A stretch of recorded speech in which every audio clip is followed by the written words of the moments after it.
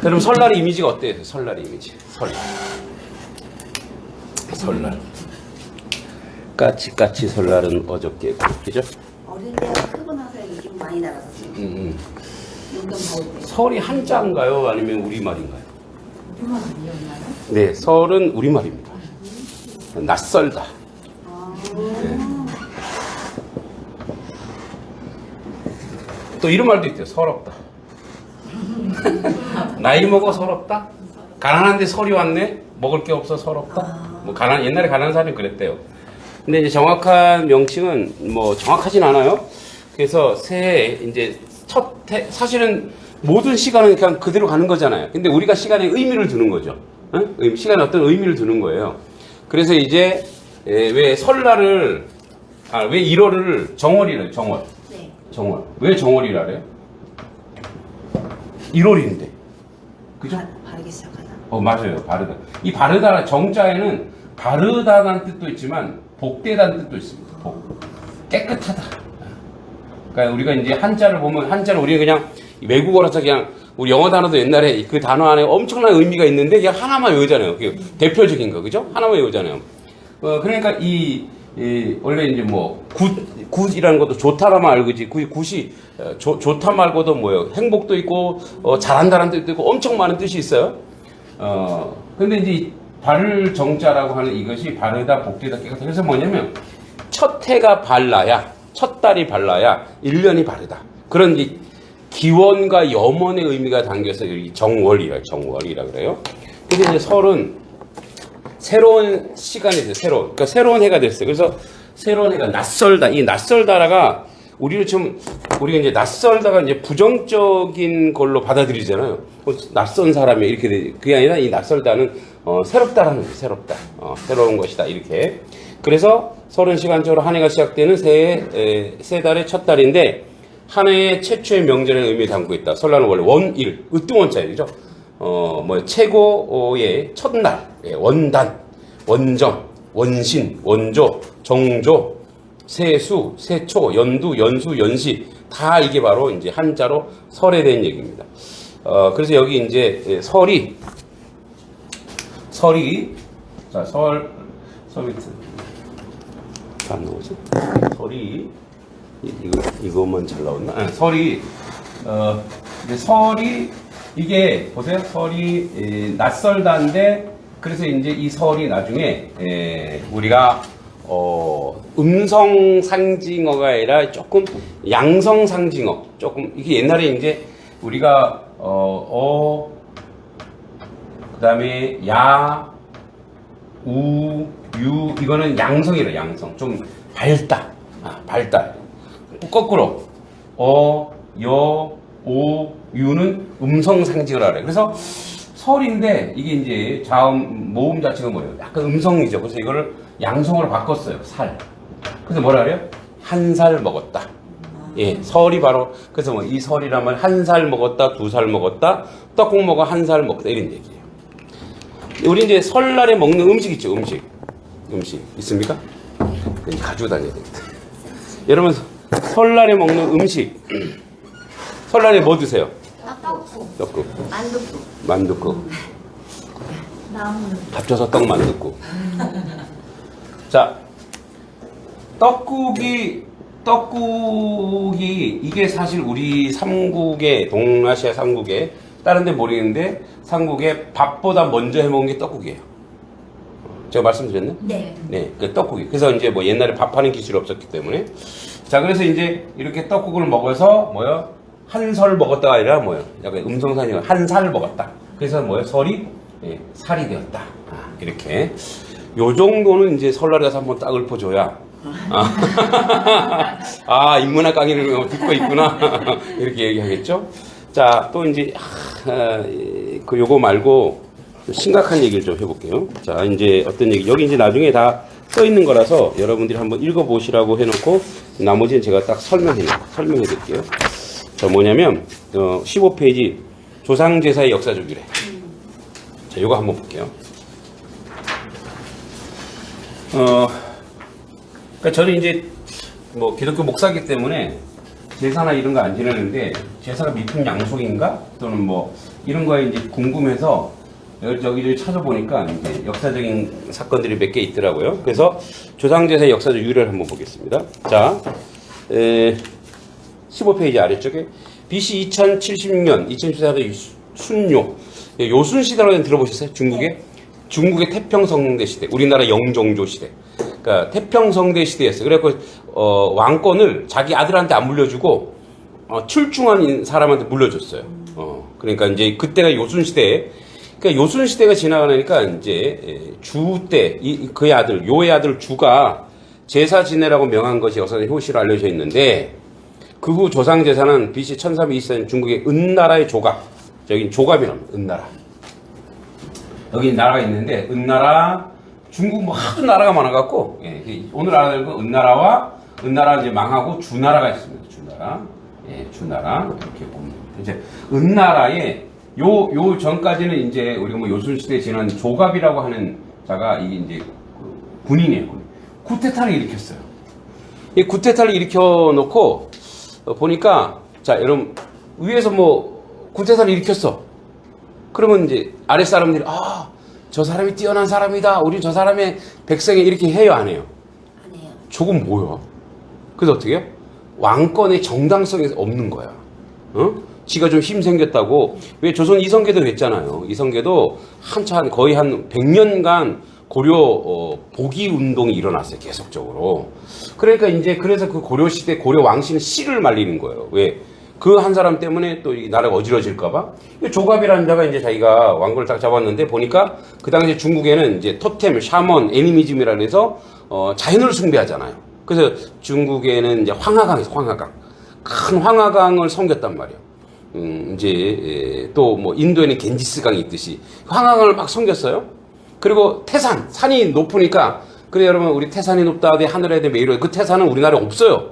중국산이에요, 중국산. 그러니까 태산, 큰 산을 섬기고 나무를 섬기고, 우리도 그렇잖아요. 우리도 이제 뭐 선앙당 나무를 섬기고 동물을 섬기고. 그래서 여러분 우리가 당군 자손이라고요, 당군.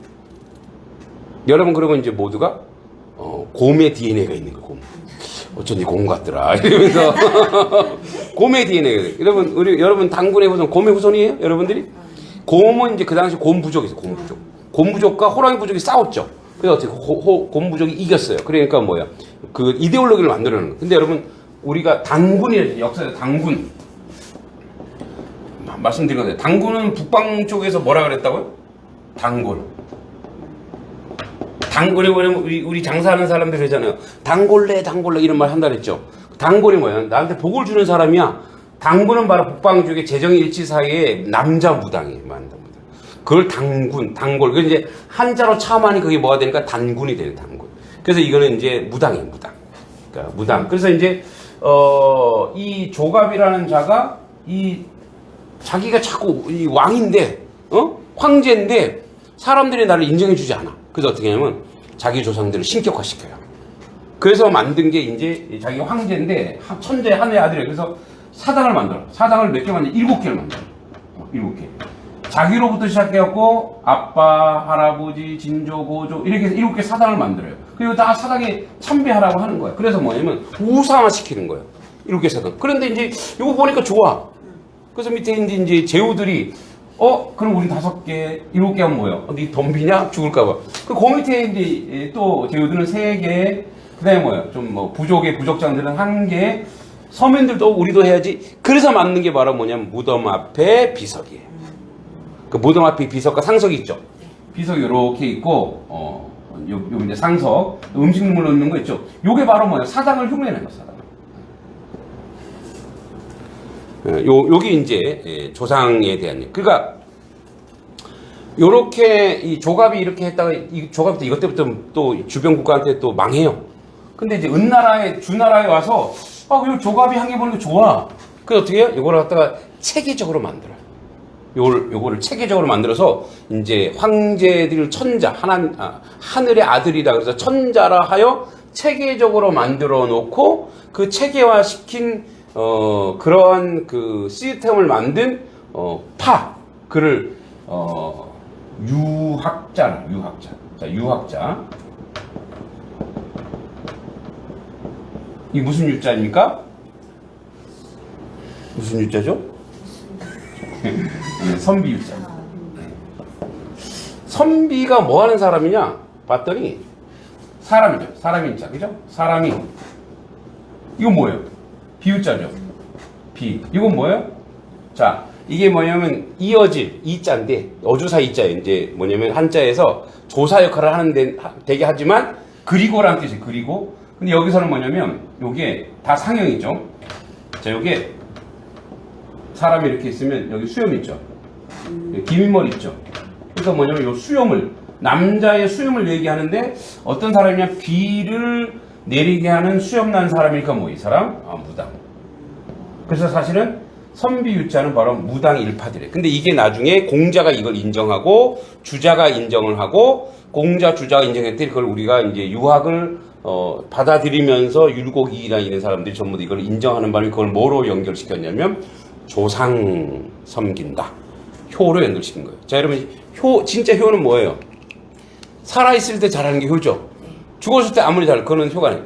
그래서 이제 제사를 막 지내는데 제사를 지내는 이유가 뭐냐? 이 무당들이 하는 거잖아요. 그죠? 접신을 하는 거란 말이에요. 죽은 사람 앞에 모셔서 막 상 차리는 건 뭐예요? 죽은 사람을 오라고 얘기하는 거잖아요. 그건 뭐, 누가 하는 거예요? 이건 무당들이 하는 거예요. 그러니까 전 국민을 뭐로 만들어버리는 거예요? 무당으로 만들어버리는 거예요. 네. 그러니까 귀신을 불러내는 걸로 그렇게 만들어버렸단 말이에요. 근데 이게 바로 뭐라고요? 효가 아니고 계급사회. 조갑이나 이성계나 이런 구태타를 일으킨 왕권을 강화하기 위한 제도와 문화를 무엇으로 학문과 믹서시켜버린 거예요. 예, 그래서 뭐가 됐냐? 우리가 그리고 저기 차례를 지낸다잖아요. 차례. 여러분 차례를 지낸다는 말 우리 이제 설날에 차례 지낸다 그러잖아요.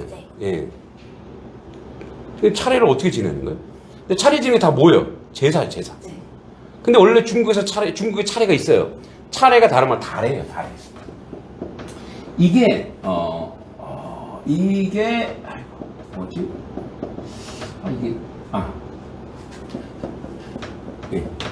이게 다 차다자예요, 차다자. 달의 차례예요, 달의 차다자예요, 차. 그러니까 이제 중국에서 유명한 음식이 뭐예요? 유명한 음식이 차예요, 차. 차가 최고. 그래서 유비도 어머니한테 효를 행하려고 뭐 했죠? 차를 구하러 가다가 누굴 만난 거예요? 장비도 만나고 간호도 만난 거예요. 그러니까 그리고 차를 사는데 엄청난 비싸게 차를 사요. 그러니까 중국에는 이 찻잎을 우리고 차를 하는 것이 굉장히 뭐랄까요? 문화예요. 그 고급한 차를 내놓는 것은 잘 사는 집이야. 그리고 예의야. 그게 되게 예의. 그래서 여러분 우리도 중국에서 무슨 차를 많이 갖다 마셔요? 딱딱한 그러니까 딱딱한 녹차인데. 여러분 교양이 없군요. 되게 비싼데. 옛날에는 중국차를 선물로 주지만 지금은 중국차가 이렇게 지금 얘기하는 게 아니고 옛날 얘기하는 건가? 예. 그쵸. 그래갖고 막 한 번 우리지 말, 한 번 우린 건 버리고 몇 번 해서 한다고 얘기했죠. 그죠. 나도 모르겠네. 많이 얻어먹었는데. 보이차. 예. 갑자기 생각이 보이차. 영어가 보이는 아니겠죠? 그 영어가 아니겠죠? 보이차. 하여튼 갑자기 궁금해지네. 그 이제 보이차. 그래서 그게 유명한 거예요. 그래서 차례는 뭐냐면 절대 절을 하지 않습니다. 네.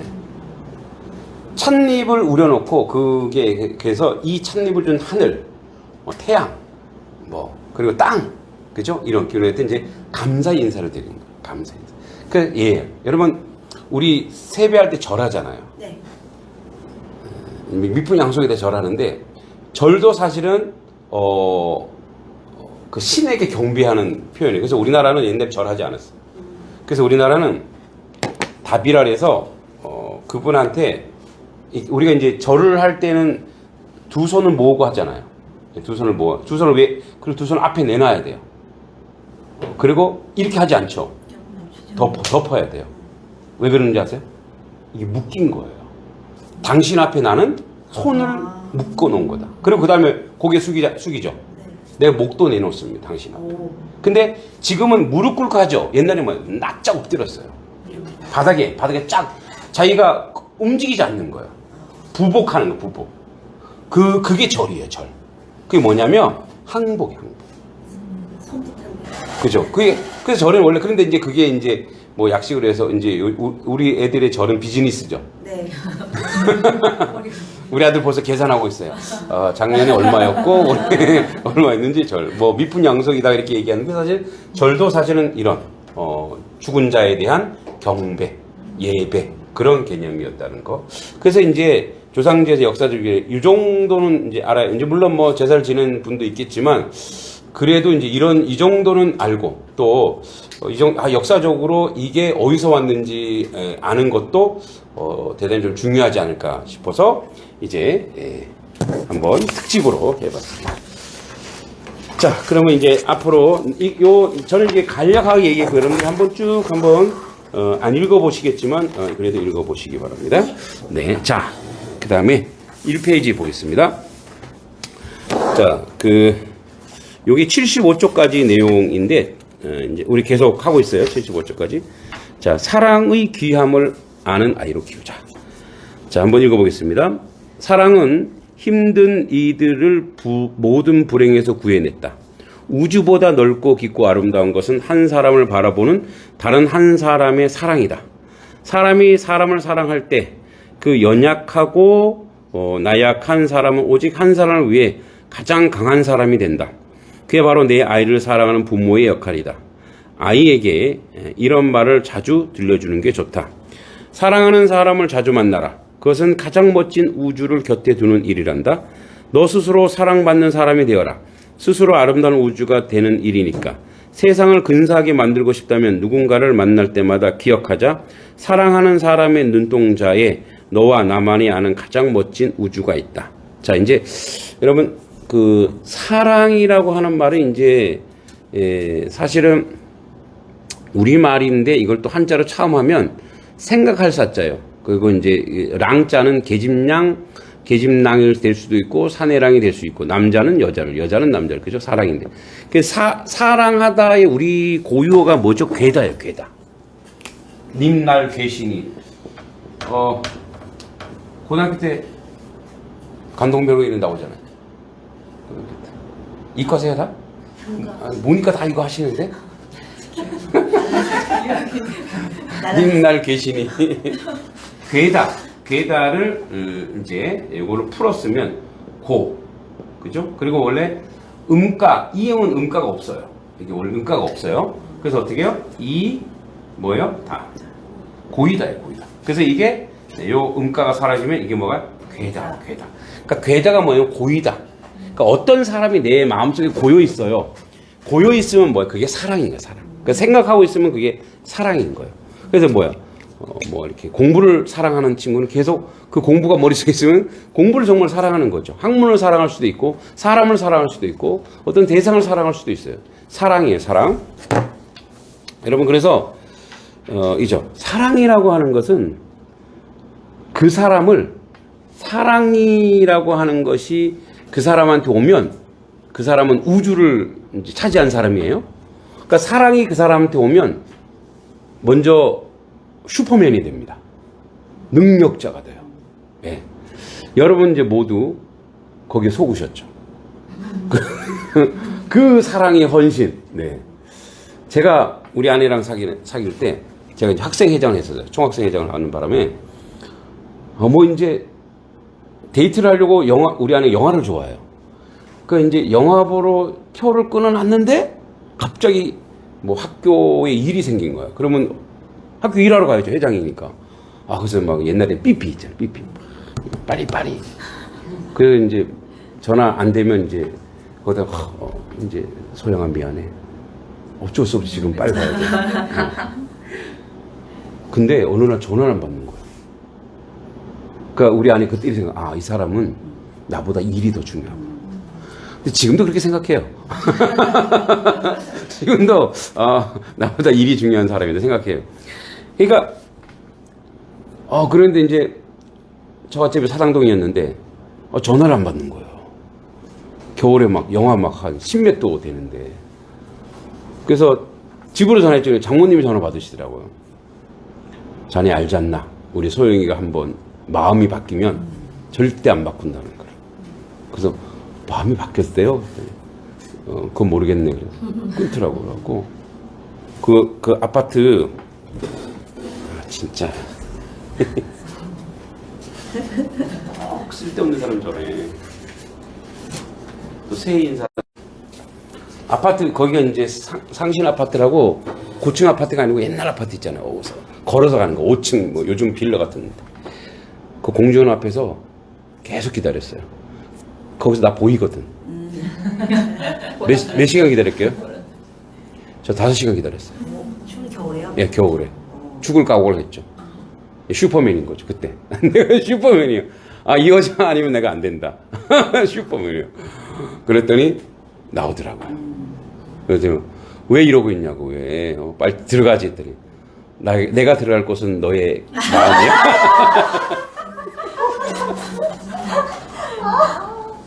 아, 왜 그러세요?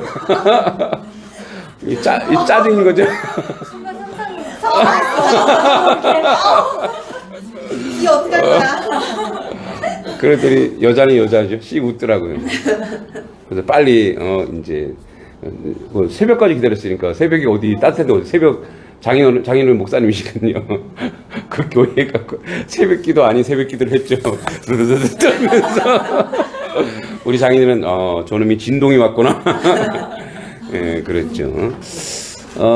그쵸. 슈퍼맨을 만들어 우리를. 예. 뭐 어떤 일이든 가능하게 하는 거예요. 그죠? 사랑이라는 게. 그리고 여러분 이제 그런 힘을 받고 여러분들도 지금 그런 힘이 있어요. 우리 자녀를 그만큼 사랑하는 거니까 힘이 있는데 그래서 우리 아이들이 자기가 사랑받고 있다라는 것을 아이들은 알아요. 아는데 그래도 계속 아이들한테 때마다 표현을 해줘야 돼요. 아이들이 알지만 아이들이 표현해줘야 되고 그러면 아이도 그걸 보고 배워요. 그래서 사랑은 자꾸 표현해야 사랑이 커가요. 우리 옛날에 그랬잖아요. 뭐 알잖아. 이렇게 얘기했죠. 그러니까 이제 저도 이제 사랑한다는 고백을 잘 못하는데 이제 뭐 우리 아내는 집에서 약간 좀 무뚝뚝해 보이지만 집에서 표현을 좀 잘해요. 뭐 이제 뭐 잠자기 전에 우리 모든 가족들 예수님 이름으로 사랑하고 축복합니다. 막 그래요. 저는 아무 말도 안 하거든요. 그래서 저는 콜 미투 이러거든요. 근데 이제 자꾸 애들한테 근데 우리 막내가 잘해요. 그 표현을 되게 잘해요. 그래서 사실 막내가 양동고등학교에서 제가 보니까 인싸더라고요. 인싸. 얘는 뭐냐면 잘생긴 것도 아니고 뭐 애가 뭐 특출한 것도 아니지만 이 표현을 되게 잘하는 거예요. 그러니까 표현은 그 사랑을 견고하게 하고 커가게 하는 거예요. 자꾸만 잘하게 하는 거예요. 그러니까 여러분들이 그 아이의 사랑을 잘하게 하는 거예요. 자, 근데 중요한 게 있어요. 애들이 사춘기를 지나가고 쭉 자라고 나면은 아이들이 자기를 부정할 때가 와요. 그게 사춘기예요. 자기를 부정할 때가. 나는 왜 이런 집에서 태어났지? 왜 우리 엄마 아빠는 이렇지? 그러니까 이게 얘가 문제가 있어서 그런 게 아니라 그걸 통해서 커가는 거거든요. 왜냐면 자기 안에 자기를 부정하여 이게 이제 커가는 거예요. 왜냐면 이 병아리가 알을 깨고 나와야 되잖아요. 그 알은 원래 자기와 하나였죠. 근데 뭐야? 그 알을 깨야지 뭐예요? 새로운 세계에 있는 거예요. 우리 데미안에 나오잖아. 아브락사스. 이 알을 깨야 돼요. 그래서 이 자기를 부정하는 게 불의하고 부정적인 게 아니고 이걸 깨야 진짜 또 자기 사랑하는 게 나오거든요. 근데 그때도 계속 지속적으로 자학하거나 자기 비하하거나 할 때도 사실 너는 그렇지 않아. 그러니까 너는 지금 너밖에 안 보이고 이렇게 보이지만 결국은 너는 아주 크게 될 거야. 그래서 자기를 사랑하는 그런 걸 계속 너가 얼마나 귀중한 존재인지. 그러니까 자기를 주관화하기 때문에 자기 비하하거든요. 그 존재를 객관화시켜주는 거예요. 너가 엄마에게는 아빠에게는 가족에게는 친구에게는 네가 좋아하는 사람에게는 어떤 존재인지. 그래서 자꾸만 그렇게 해서 이 사랑을 받고 있구나. 그리고 아이가 첫 번째 자기를 사랑하는 거를 깨닫게 해줘야 돼요. 너가 너를 사랑해야 돼. 너가 너를 사랑하지 않으면 어떻게 해요? 세상을 사랑할 수가 없어. 그래서 여러분 잘 알죠? 사랑 많이 받는 애들이 세상에서 다 성공해요. 사랑 많이 받는 애들이. 어떤 과정을 줘도 사랑을 듬뿍 받는 애들이. 그래서 되게 막내들이 그래요. 그죠? 자, 여기 세 명, 저희도 세 명, 한 번 더 놓으세요. 3명. 그 둘째, 물론 애가 어려서 그럴 수도 있겠다. 둘째와 또 셋째 완전 틀리죠. 완전 다르죠. 그죠? 완전 다르고, 간증이죠? 완전 달라요? 완전 달라요. 와, 그럼 넷째는 어떨까? 그러니까. 그래서 손자, 손녀가 그렇게 이쁘고 사랑스러운 거예요. 그래서 이해가 가는 거예요. 저도 이 막내, 우리 막내, 지금도 막내가 키 제일 커요, 우리 집안에서. 지금도 막내는 뽀뽀를 해요. 이러, 느껴. 품어. 이제는 지가 날 품어주지. 품어서 느끼는 거예요. 그러니까 이제 뭐냐면, 내 핏줄이, 큰 놈도 그렇게 하고 싶지만, 예, 큰 애는 큰 애. 또 딸내미도 얘도 애교를 많이 부리기는데, 나랑 너무 똑같으니까, 그러니까 이제, 원래 똑같이 해야 되는데 인간인지라. 그 막내에 대해 얘가 사랑을 엄청 받았기 때문에 저는 얘는 정말 다른 애도 물론이겠지만 얘는 정말 사람들에게 많이 인기도 있고 왜냐면 그 자체가 사랑스럽고 사랑할 줄 알고 자기가 사랑받는 것도 알아요. 예. 그런 아이로 키워야 되죠. 그래서 현실이 아무리 힘들어도 이런 말을 자주 들려주는 부모가 있다면 아이는 자기의 삶을 쉽게 살거나 쉽게 살지 않습니다. 포기하지 않는다. 불행에서도 행복을 발견하고 단점에서 장점을 발견해 자기 것으로 만든다. 사랑을 추구하며 아이에게 좋은 마음을 다가가면 지성인의 공부에 닿을 수 있다. 그죠? 우리 예전에 한번 했죠? 지식은 뭐냐면 윤리와 도덕과 철학이 같이 겸비해야 된다 그랬죠? 그러니까 여러분 우리 아이들이 나중에 해외로 나가든 그리고 우리 아이가 나중에 도시에 나가서 공부할 때 이 자기가 어떤 존재인지 그때 알아요. 그때 그래서 쉽게 살지 않아요. 함부로 인생을 낭비하지도 않고 그러니까 저도 저는 이제 뭐 개인적인 거지만 좀 이렇게 학생 운동한다고 막 데모를 하고 돌아다녔기 때문에 이렇게 이제 속된 말로 유치장에도 이제 가봤거든요. 그러니까 막 그 선배들 가운데 막 이제 막 이렇게 뭐죠? 분신 자살. 근데 이제 막 그 마음이 너무 아프지만 저렇게 저럴 수밖에 없는. 근데 이제 내 안에 두 가지가 있었어. 하나는 나는 기독교인이다. 나는 내 몸은 내게 아니어서 내가 내 몸을 함부로 할 수 있는 거는 교만이고 죄악이다. 그러니까 내가 하나님이 아니다. 이거는 내가 내 몸을 함부로 할 수 있다라는 것은 내가 하나님이다. 이거는 우상숭배다. 또 하나는 내가 장손이고 장남이고 하니까 나를 바라보는 우리 엄마. 그 우리 엄마의 피눈물 날 걸 생각하니까 도저히 그렇게 하지 못하겠는 거예요. 그러니까 이제 자기 사랑받는 게 있으면 아이들은 함부로 살지 않고 자기 생명도 함부로 거두지 않는다라는 거죠. 예. 이게 대단히 중요해요. 그러니까 이걸 이제 기초적으로 지금 아이들이 어렸을 때 계속 그 안에 심어주는 거예요. 지금도 심어주시고 계시지만 3페이지 아이의 관찰력 길러주는 대화들. 자, 자연은 매우 중요하다. 서로 다른 분야 아이디어를 하나로 연결하는 능력이 모든 자연에 존재하기 때문이다. 우리가 바람과 모래, 햇살 등 자연에서 무언가 배울 수 있는 이유는 그것들 안에 어떤 감정과 마음이 녹아 있는지 상상할 수 있기 때문이다. 이전에 교감하지 않던 것과 교감하게 되면 이전에는 배울 수 없던 것을 배울 수 있게 된다. 공원에서 친구들과 축구를 하다가 아이가 찬 공이 공원의 가장자리에 핀 장미를 실수하고 가정해보자. 그때 만약 옆에 같이 있었다면 아이에게 뭐라고 말해줄 수 있을까? 아이에게 관찰 능력을 주고 싶다면 이렇게 말하면 어떨까? 장미꽃에 입이 있다면 지금 너에게 뭐라고 할까? 아이가 유치하다고 대답하지 않으면 어쩌지? 유치하다고 대답하지 않으면 어쩌지? 라고 생각하며 어른의 생각으로 아이를 재단하지 말자. 그건 아이들의 감수성을 몰라서 하는 말이다.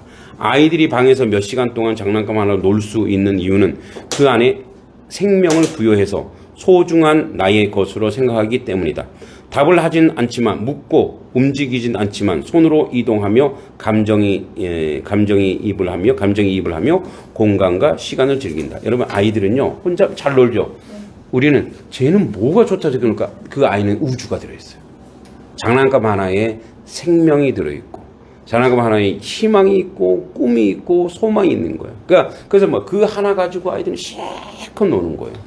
그러니까 내가 이런 말하면 유치하지 않아요. 유치한 게 아니라 그거는 뭐예요? 고급한 교육이에요. 아이의 눈에 맞춰서 아이의 그 자리에 있어서. 지난주에 아이들 이제 우리가 좀 많아졌잖아요. 많아지니까 5명인가 이제 같이 이제 편을 나는데 이제 막 골치 아픈 거 이제는 막 네 편 내 편 하고 막 하나는 뭐 공 달라 그러고 막 공을 이제 2-3개를 갖다 놔야 되나 뭐 이런 생각도 하고 그리고 다 개성이 있어요. 그래서 여기는 울고 불고 화내고 웃고 또 하나는 애들을 보느라고 하는데 이런 그 자체가 저에게는 뭐냐면 아름다운 교향곡처럼 들리는 거예요. 야 그리고 그 동물 단석 1위에 그 바로 옆이 그거잖아요. 그 막 노인 해관. 어른들이 그렇게 좋아한대. 왜 좋아할까요? 어른들은 아이들의 울음소리 들에 건강해진대요. 예. 그게 건강한 거래, 그게. 사실은 이제 제가 여기 내려올 때 계획한 게 하나 있어요. 이제 우리 어머니들과 앞으로 동역을 할 건데, 함께 할 건데, 함께 해주실 거죠? 네. 왜 대답 안 하세요? 함께 해주실 거죠? 제가 여기서 하고 싶은 게 주말 대안학교예요. 원래 여기 내려오는 걸 알고 여기 보고 갔을 때 만약에 여기 와야 된다면 도시에 있는 부모와 아이들도 함께 내려오면 되겠다. 그래서 여기서 이제 제가 지금 그 단석 1위 미술관 있잖아요. 그 미술관이 되게 좋더라고요. 따로 지을 필요 없이 미술관이 엄청 크더라고요. 그리고 그 안에 기독교 미술관이거든요. 그 안에 미술관도 보고 아이들이 숙박도 하고 운동도 같이 하고 그래서 아이들은 거기서 독서 공부도 하고 영어 공부도 하고 또 같이 공동체 게임도 하고 축구도 하고 어른들끼리 모여서 뭐 고기도 구워 먹을 때도 있고 산책도 하시고 그리고 저녁 때는 또 같이 모여서 또 대화도 하고 토론도 이런 교육도 하고 그다음에 뭐 주일날은 뭐 예배도 드리고 또 오후에 그러니까 이제 이런 주말 대안학교를 어떤 대형 교회에 있는 여자 목사님 그 전공이 또 그것도 교육학인데 목사님이 제가 얘기했더니 함께 하자고 그래서 지금 이제 뭐랄까요 협동조합처럼 해서 지금 이제 우리 아내와 도시에 있는 아이들 또 도시에 있는 부모들이 오면 또 어떤 우리도 이제 좋은 정보도 얻을 수 있고 또 도시에 있는 부모들 중에 은사 있는 분들이 있거든요. 미술에 재능이 있다. 그럼 와서 애들 미술을 좋아하는 거 좀 봉사해달라. 그죠? 그러니까 이런 식으로 해서 지금 이제 사실은 기도하고 있고 계획하고 있어요. 그래서 이 안이 하나의 어떤 교육 공동체. 그 대안학교라서 뭐 허가를 이런 게 아니고 그냥 이름이 대안학교예요. 그래서 자연스럽게 많은 교육 공동체가 모여서 함께 나누고 그러면서 정보도 얻고 그렇게 하면서 한번 가보자라는 그런 생각이 들긴 하더라고요. 그래서 우리 아이들이 제일 중요한 건 뭐냐면 여기서 우리 아이들끼리 만나는 것도 되게 중요하지만 도시 애들은 여기 오면 여기 자체가 완전 쉼이거든요. 걔네들은 여기 오는 것 자체가 축복이에요, 사실은. 이까지 오는 거예요. 이제 여기가 멀지 않기 때문에. 그래서 이곳에 모여서 같이 아이들과 함께 이제 우리 농촌 아이들이라서 우리 애들 농사 짓는 건 아니죠, 사실은. 뭐 밥 메고 이런 건 아니잖아요. 근데 애들은 또 그렇게 생각한다고, 도시 애들은. 그 여기 와서 함께 공유하고 공감하고 이제 그런 시간을 한번 가려고 합니다. 그래서 이제 이 환경에 대한 얘기 나오죠. 공부 환경을 갖춘 가정에 6가지 특징이 있대요. 자, 보기만 해도 좋은 집안에서 그에 합당한 교육을 받으며 귀하게 자랐구나라는 생각이 들며 동시에 인성까지 완벽하게 좋은 사람이 있다. 자식이 있으면 소개해주고 싶고 나이가 맞으면 친구가 되고 싶고 그도 아니면 삶의 스승으로 여기며 교류하고 싶은 사람이다. 그런데 아주 가끔은 세상의 기준으로 볼 때 집안도 아니고 최고의 교육도 받지 않았지만 귀하게 느껴지며 인성도 좋은 사람이 있다. 나는 후자의 삶의 깊은 가치를 갖고 많은 시간에 그들을 연구했다. 기품과 인성은 반드시 후천적으로 가질 수 있는 능력이라고 생각하기 때문이다. 내가 발견한 그들의 특징은 간단히 나열하면 이렇다. 부모와 아이가 함께 각 학모에 대한 이야기를 나누며 이른다. 여러분 자녀가, 여러분 아이들이 세상에 나가서 또는 학교에서 되게 같은 동급생으로부터 존경받는다면 그런 인품과 그리고 아이들이 쟤랑 한번 친해지고 싶다 이런 아이가 된다면 얼마나 귀할까요? 그죠? 이제 그런 아이를 가정에서 만든다는 거예요. 첫 번째, 조금 더 침착해라. 침착한 사람의 특권이 하나 있다. 진짜 실력을 보여줄 수 있다는 것이다. 자, 저는 성격상 차분하지 않아요라는 변명으로 피하기는 차분한 태도는 매우 귀한 삶의 자세이다. 스스로 공기의 일부가 된다고 생각하며 의도적으로 차분해지려고 노력하자. 안개처럼 가라앉아 공기처럼 세상의 일부라고 생각하자. 이게 이제 뭔 말인지 모르겠지만 이런 거예요. 우리가 요즘에 이제 우리 같이 공부하시지만 서당에서 배우고 있는 게 뭐냐면 노자의 도덕경. 거기 이런 말이 있거든요. 도라고 말하는 것은 도가 아니다. 이름이라고 말하는 것은 이름이 아니다. 그게 무슨 말이냐면 이런 거예요. 우리가 어떤 거를 딱 명명했을 때 이미 거기 프레임이 짜진다는 거예요. 딱. 근데 이제 우리 아이들이 그 침착하다라는 것은 뭐냐면 아주 차분한 건데 우리 큰 놈이 좀 그래요. 우리 큰 아들이 큰 동요가 없어요. 감정이 막 이런 게 없어요. 그래서 애가 뭐 막 얘기해도 지 동생하고 얘기해도 아주 조곤조곤 차분하게 얘기해요. 그리고 이제 늘 이제 얼굴에 좀 웃음기가 있는데, 그래서 얘 같은 경우는 그래서 보면 이렇게 저를 닮지 않고 우리 아내를 닮은 것 같은데 친구들이 좀 있어요. 좀 잘 사귀고 있어요. 근데 뭐 얘가 완전히 모범적인 모델은 아니지만 딱 보면 걔한테 내공이 있는 거야. 그래서 그 이제 얘 초등학교 때 자기네 친구들이랑 얘기할 때도 보면 다 얘한테 뭔가 이렇게 허락을 받으려고 그래. 그렇지 않냐? 그렇지 않냐 이거 얘가. 그 얘는 또 성급하게 그래라고 얘기하지 않아요. 근데 이렇게 보고 근데 그것도 맞는데 이 형이 한 얘기도 뭐 일리가 있는데 뭐 이런 식으로 해서 약간 양비론적으로 가고 객관성을 다 가지고 있는 것처럼, 그래서 지가 좀 고미한 뭐 지식인처럼 그렇게 얘기해요. 이게 어떻게 보면 제가 아주 말빨이다 뭐 이렇게 생각도 하지만 그게 이제 뭐랄까 차분함에서 오는 것 같아요. 차분함. 그래서 차분함의 시작은 뭐냐면 생각을 한 번 더 해보는 거예요. 한번 생각해 볼까? 한번 생각해 볼까? 얘가 뭘 막 하려고 하는, 뭘 막 서두르려고 할 때 잠깐 괜찮아. 시간 있어. 여러분 우리가 저도 막 급하면 막 급하게 서두르는데, 그래서 어떨 때는 아내한테 막 화가 날 때가 있어요. 막 급하게 빨리 해결해야 되는데, 여보 이미 늦었어. 그러니까 빨리 가자고. 그러다가 사고 나니까 차라리 천천히 가는 게 나아. 그래서 사실은 지각을 해요. 그런데도 그 차분해서 못 챙겼던 걸 챙길 수가 있는 거예요. 네, 그러니까 그 지각을 완화할 수 있는 뭔가가 또 이렇게 나오더라고요. 그렇구나. 한 번 더 우리 돌다리 두드려보고 간다 그러잖아요. 우리 아이들한테 그런 아이로 막 길러야 되는 거예요. 그래서 한 번 더. 왜냐면 아이들은 쫓기기 시작하면 이 안에 불안함이 막 오거든요. 불안함이 오면은 이제 미스테이크가 되게 많아요. 근데 그게 나중에 뭐로 오냐면 습관으로 와요. 습관. 예. 이제 우리 딸이 그래요. 나를 닮았어. 얘는 미스테이크가 엄청 많아. 그래서 늘 챙겨야 돼요. 막 앉아나 아빠 핸드폰을 안 가져왔어. 오늘 가져가지 마.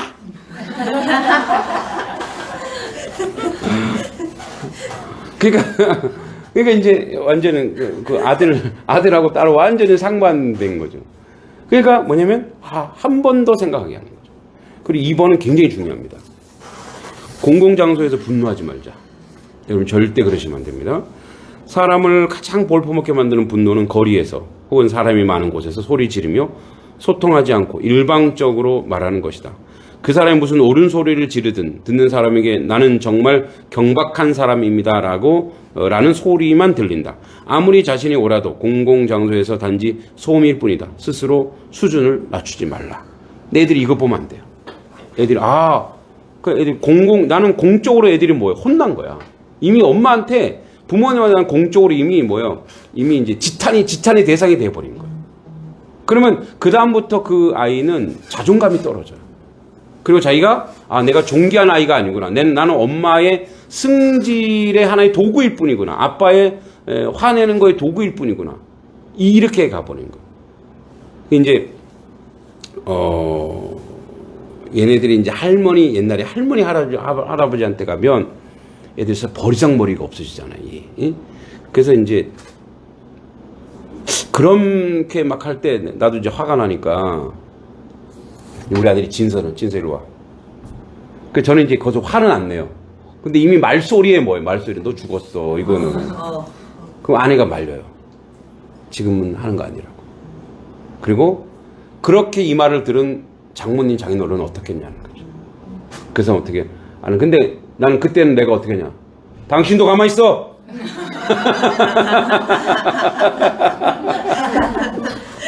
그 우리 아내는 또 나 위선시켜 주려고 그냥 가만히 있어요. 근데 돌이켜 보면 뭐야? 아 이건 내가 진짜 미스테이크 하는 거구나. 공공장소라고 하고 지하철 이런 데만 아니라 우리 가족이 아니라 어른들이 있고 이런 데도 공공장소가 되는 거예요. 자, 감정의 변화 주기를 길게 만들자. 감정의 변화가 매우 자주 일어나며 바뀌는 사람이 있다. 기분이 좋았다가 금방 나빠지기를 반복하기 때문에 주변 사람은 도저히 그의 기분을 받아들일 수 없다. 예상할 수 없는 생각, 독보적인 창조로 이어지지만 예상할 수 없는 감정의 부정적 변화는 자신을 망치는 망조로 이어진다. 자기 감정을 제어할 수 있는 사람이 되어라. 막 그런 사람 있죠. 이랬다가 저랬다가. 제가 과거에 사귀었던 한 자매가 그랬어요. 미술 전공인데 오빠 교회도 같이 다녔거든요. 우리 아내는 아닙니다. 우리 아내에게 볼 리가 없으니까 다 알아요 사실은. 근데 이제 뭐 이렇게 비가 와서 울면을 먹고 싶대. 짜장면 집에 가서 그래 시켜. 울면 먹었어. 근데 울면 시킨 지 5분 난 아니다. 뭐 짜장면 먹고 싶어.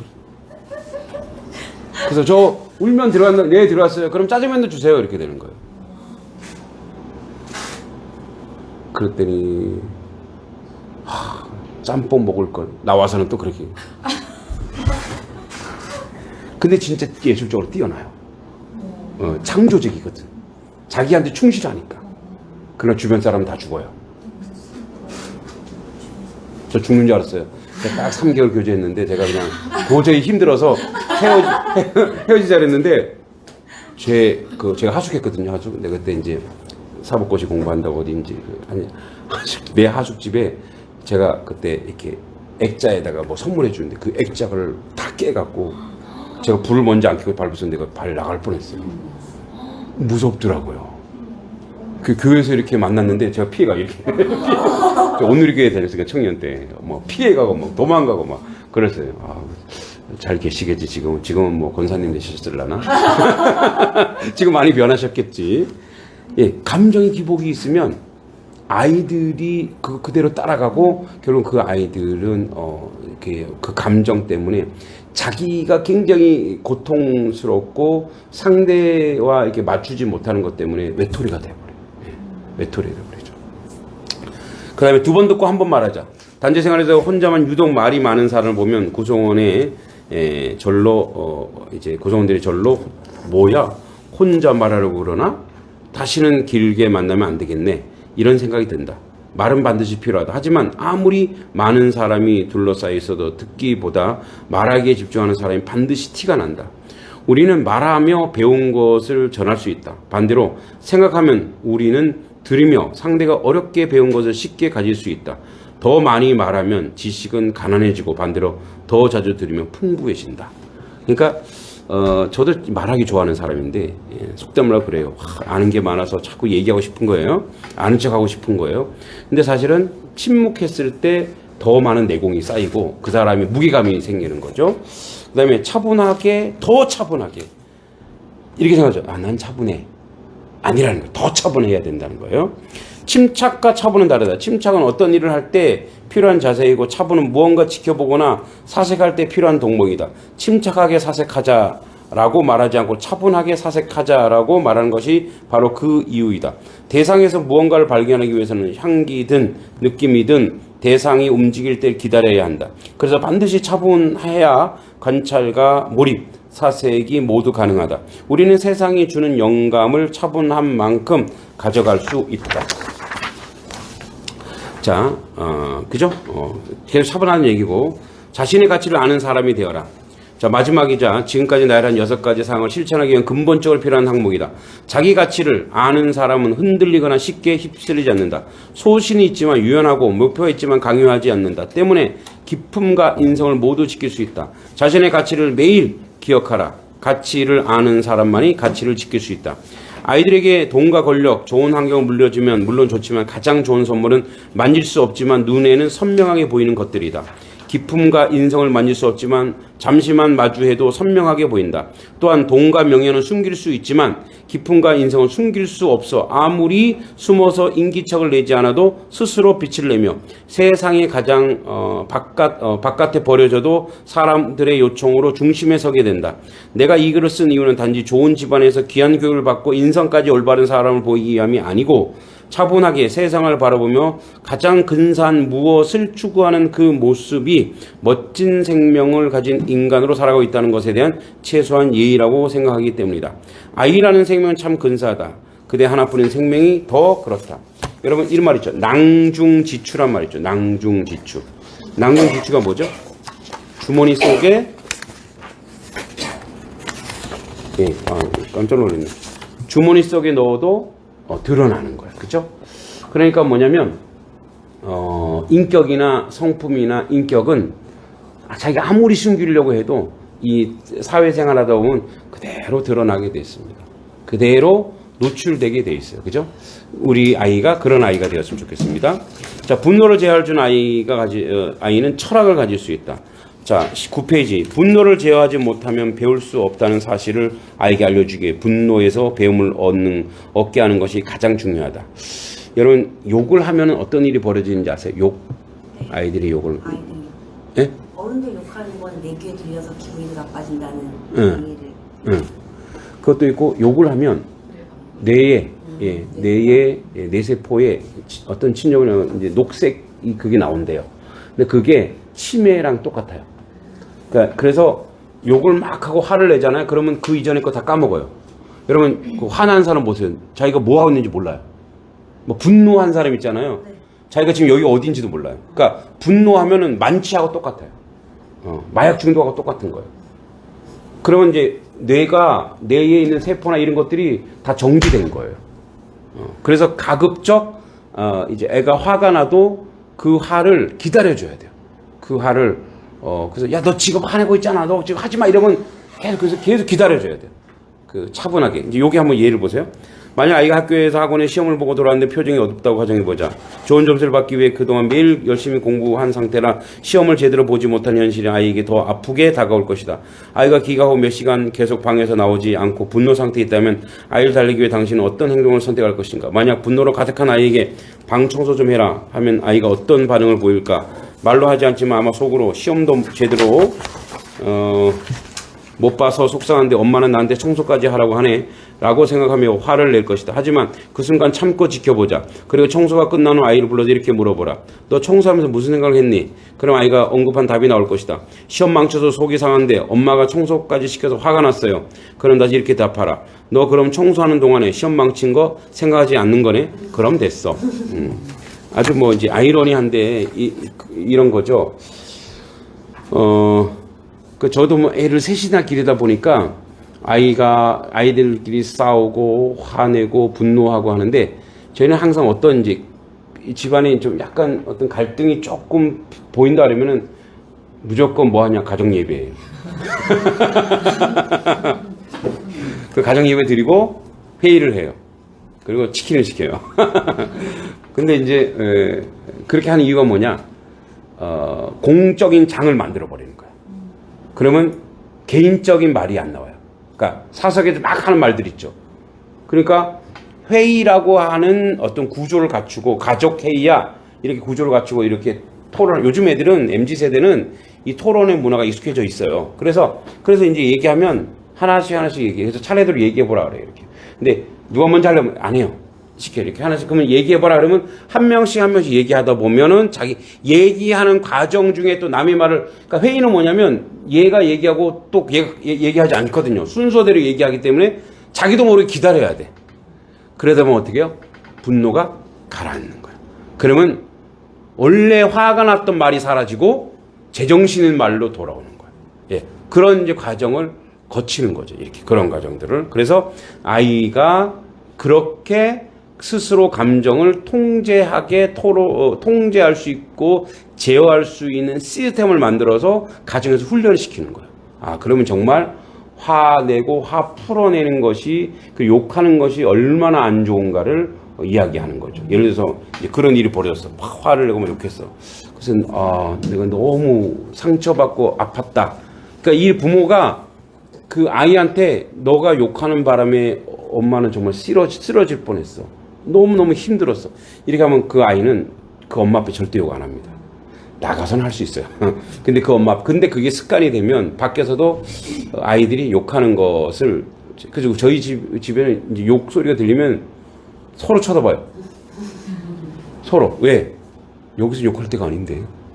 게임하다가 게임하다가 야씨 이렇게 하잖아. 그러면 이제 지도 쳐다보고 다른 애들도 자기 욕했으면서 자기들도 어디 가서 자기들도 이렇게 보는 거야. 왜? 지금 여기가 그런 장소가 아니야. 여기는 함부로 혀를 놀릴 때가 아니야. 이런 게 이제 만들어 주는 거죠. 근데 이제 요즘 애들이 약간 영어로 하기 시작하더라고요. 내가 영어를 못 알아들을 줄 알고 우리 아내가 이제 딱 체크하죠. 희서 이러면은 그래서 이제 지가 속으로 생각하는 엄마가 있었구나. 자, 아이가 원하는 감정 스스로 선택하는 방법. 자, 마지막입니다. 아이는 대화를 통해 분노란 자신을 찾아오는 게 아니라 내가 부르는 것이라는 사실을 알게 된다. 내가 분노를 부르는 거예요. 동시에 다른 방향으로 초점을 옮기면 분노도 자연스럽게 사라지고 다른 장면을 볼 수 있으며 그 모든 행위로 원하는 감정 스스로 선택할 수 있다는 사실을 알게 된다. 아래의 글은 부모와 아이가 함께 필사해보자. 분노가 나를 지배하는 이유는 내가 그거를 불렀기 때문입니다. 나는 분노를 거절할 수 있습니다. 그렇게 나는 알게 되었습니다. 분노하지 않으면 더욱 세상이 선명하게 보이며 우리는 분노에서도 무언가 배울 수 있다는 사실을. SNS를 보면 늘 두 가지 종류의 글이 공존한다. 타인을 향한 사랑이 가득한 글과 비난이 쏟아지는 글. 하나는 읽는 사람에게 좋은 기분을, 또 다른 하나는 나쁜 기분을 준다. 하지만 나는 두 글 모두에서 좋은 가르침을 얻는다. 사랑이 가득한 글에서는 사랑받는 방법이, 비난이 가득한 글에서는 미움을 받는 이유가 깨닫게 된다. 모든 것이 배울 대상이다. 우리는 잘 모른다. 그래서 배울 것이 자꾸만 생긴다. 그러나 하나를 배우면 더 배워야 할 두 가지 눈에 보이고 두 가지를 배우는 과정에서 상상도 하지 못한 10가지를 배운다. 하나에서 10을 보고 배운다는 것이 바로 그것이다.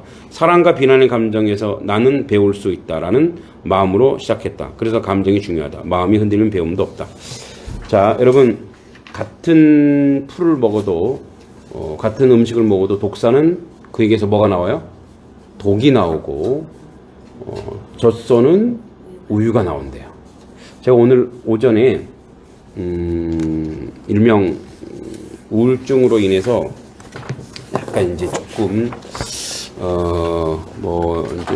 기독교적으로 하면 좀 약간 귀신의 장난에 쌓인 가정을 신방하고 왔어요. 가서 이제 속된 말로 테마처럼 이제 기도하고 이제 그분이 조금 온전케 돌아올 수 있도록 한 번 갖고는 안 되겠죠. 이렇게 지속적으로 이렇게 해야 되는데, 근데 이제 그분이 저는 그냥 영적인 문제로 그냥 사탄아 물러가라 이렇게 하지 않고 그분과 대화를 하는 거. 그래서 이분이 어디서 아픔이 있었나, 어디서 상처가 있었나 이제 봤더니 하나씩 드러나기 시작하는 거예요. 그러니까 이분이 이제 대화가 안 통하면 이제 그때는 그냥 강하게 가야 되겠지만 대화가 통하면 얘기하는 거니까 이분이 이제 시어머니와의 좋았던 데 시어머니가 이제 돌아가신 지 얼마 안 됐고. 그 다음에 이제 이분이 이제 되게 외로웠던 거예요. 되게 외로웠는데 그 애완동물을 길렀는데 이제 외국인 노동자들이 와갖고 애완동물 잡아먹어버려요. 그러니까 이제 이 자식과 같은 거고 완전 자식인데 충격을 받은 거죠. 그런 충격. 근데 외국인 노동자들은 고양이도 잡아먹더라고요. 다 먹네요. 아, 다 먹어요? 목성이 좋으시네요. 그 동네 동네만 다 잡아먹는 거예요. 최근 거. 네. 그 이제 뭐 문화적 차이는 있긴 하겠지만 그래서 이제 뭐 고양이인데 이제 고양이를 그렇게 이분이 이제 자기가 이제 늘 상처받고 아픔인데 자기 위로의 대상이고 자녀들은 다 나가 있지. 네? 그리고 이제 자기 시어머니랑 뭐 이렇게 시어머니가 무서웠긴 했지만 그래도 시어머니랑 그래도 집에서 그 같이 이렇게 뭐 생일도 챙겨주고 했는데 그 시어머니까지 돌아가셨는 거예요. 그러니까 이제 자기 위로의 대상이 뭐냐면 이제 그 애완묘도 그 이제 상처가 있는 거를 길거리에 주워 와갖고 꼬리가 없대요. 물려갖고 그래갖고 그거를 자식처럼 기르고서 포송포송 살찌겠는데 자기 집에서 일하는 사람들이 그래서 그걸 쫓아 보내버렸대요. 그러니까 이제 이분이 상처가 있는 거죠. 그러니까 원인이 다 있다고요. 그러니까 우리가 뭐 귀신 들린 사람이 뭐 그냥 가만히 있다 귀신 들린 게 아니에요. 왜냐면 그 약함을 타고 들어오니까, 그 아픔을 타고 들어오니까. 그러니까 이제 그 상처와 아픔들로 이제 우울증 약도 먹고. 그런데 이제 그분이 그렇게 살아온 거는 뭐냐면 그분에게 누군가가 위로가 되고 힘이 되고 이제 근데 보니까 또 우리 20년 전에 저희 교회에 나왔던 분이시더라고요. 또 어머니도 그렇고 다 우리 교회 교인이었어요. 이제 그래서 이게 내가 책임져야 될 부분이구나 하면서 그분에게 이제 말을 했는데 천천히 말을 하면서 그분을 격려하고 위로하고 힘을 주고 했을 때 그분이 힘을 얻는 걸 느꼈어요. 그러니까 말은요 사람을 죽이기도 하고 살리기도 하는 거예요. 예, 그죠?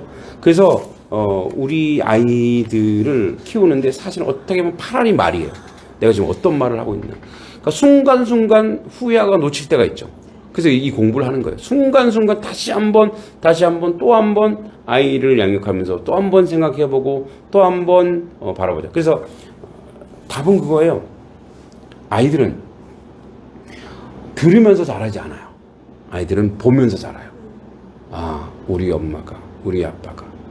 그러니까 이제 저랑 딸은 막 되게 싸우지긴 하지만 우리 딸이 또 어디 가서 아빠 자랑은 또 엄청 해요. 우리 아빠는 시골에 가서 스스로 시골로 들어가서 어쩌고저쩌고 저를 뭐 거의 뭐 우상화해갖고 막 말을 막 하는 거예요. 그러니까 이제 아이들은 그런 거. 아이들은 보면서 그래도 아버지가 자랑스럽다. 그러니까 요번에 그 장신의 신학과 면접 가서 존경하는 사람이 있냐 그랬더니 또 아버지라고 얘기하는 거. 또 그 얘기를 굳이 또 나한테 하더라고요. 그러니까 어떻게 또 계좌번호 몇 번이냐 너. 그러니까 이제 이런 과정을 거쳐서 아이들이 자꾸 바라보고. 그래서 사실은 이거는 내가 우리 아이 이렇게 키워지가 아니라 내가 이렇게 돼야지 돼. 그러니까 이 교육이 내가 이렇게 돼야지. 내가 이런 엄마가 되면 우리 아이가 어떤 아이가 돼요? 그런 아이가 되는 거예요. 그리고 내가 이런 엄마가 되면 내 남편도 그렇게 되겠죠. 그런 자리로 가기를 소망합니다. 자, 오늘 여기까지 하고요. 잠깐 계시면 제가 선물을 들고 오겠습니다. 감사합니다.